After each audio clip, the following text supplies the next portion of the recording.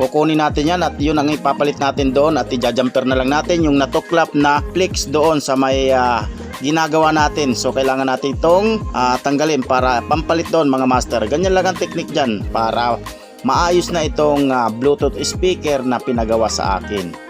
At hindi ko na pinahaba ang video. Ayan mga master, na jumper ko na, nagawa na natin. Ayan, ganyan lang po ang ating ginawa. So simple lang. So wala nang ibang paraan kundi ganyan lang talaga kasi to clap na yung kanyang flex. So kailangan natin i-jumper. Testingin natin. Ayan, umilaw oh. So ibig sabihin, goods na siya. Nagcha-charge na yan. Ayan, umilaw uli oh. Okay, ayos ang ating ginawa. Successful. So ibabalik na natin to sa kanyang kaha.